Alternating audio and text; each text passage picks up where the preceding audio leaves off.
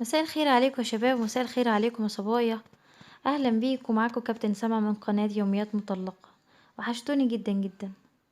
النهاردة عيد ميلاد اخواتنا الاقباط، كل عام وانتم بخير. لو اول مرة تتابعيني واول مرة تتابعني، ارجوك تعمل لايك وسبسكرايب للقناة علشان ما يفوتكش اي جديد. ويا رب ان شاء الله الحلقة تعجبك.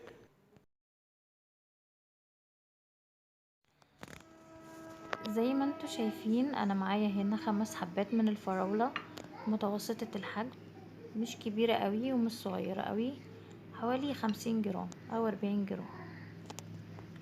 انا قطعتهم قطع صغير جدا. وطبعا احنا عارفين فوائد الفراولة، تحتوي على فيتامين أ وفيتامين ه وفيتامين ك. ده غير ان هي بتعتبر مصدر جيد جدا للعديد من الفيتامينات. وطبعا تحتوي على حمض الفوليك. انا قطعتها قطع صغيرة جدا جدا، ممكن تقطعيها اصغر من كده زي ما تحبي، بس انا بحب الحجم ده. وجبت كوباية زبادي خفيفة لايت، هحطها على الفراولة زي ما انتوا شايفين، وهقلبها كويس جدا. وطبعا السكر حسب الرغبة. الكيس ده كان مفتوح عندي، يعني كان مفتوح وخدت منه شوية، هحط شوية صغيرين جدا جدا، وهسيب برضو في بقية الكيس علشان ما بحبهاش مسكرة. اتعودت على السكريات القليلة جدا، مرة في مرة هتتعودي. هتقلبيهم كويس جدا عشان يتجانسوا مع بعض، والزبادي والفراولة يشربوا من بعض.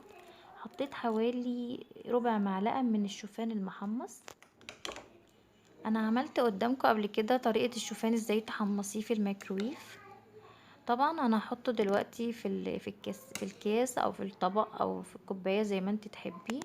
بس طبعا خلي شكل الاكل حلو، هيفتح نفسك وهتحسي ان انت قاعدة في مطعم خرجتي، تحققي رغبتك. انا هنا خلصت خلاص.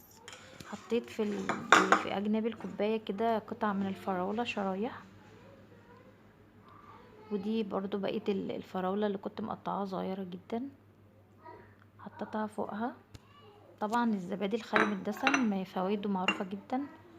إيه، ده غير ان هو بيساعد اساسا في التخسيس الخميره. انا حطيت بقيه الشوفان، هي حوالي معلقه المحمصه، حطيتها كلها على كوبايه الزبادي من فوق. وحطيت 10 حبات من الزبيب. وطبعا عدي لان انا ببقى اوزن، فانت عدي 10 حبات من الزبيب مع حوالي 5 جرام. الحبة صغنونة جدا. والشوفان كتري منه، حطي معلقة 2 زي ما انت عاوزة، مفيد جدا وبيشبع. وكان عندي بندق، حطيت 3 حبات بندق. لو انت ما عندكيش مش لازم خالص. لو عندك مكسرات حطي، بس لا تتعدى 10-15 جرام. بس انا ما كانش متوفر عندي غير البندق. الحاجات ديت كلها دهون صحية ومفيدة جدا. يا ريت يكون الوصفة عجبتك، هي سهلة وسريعة.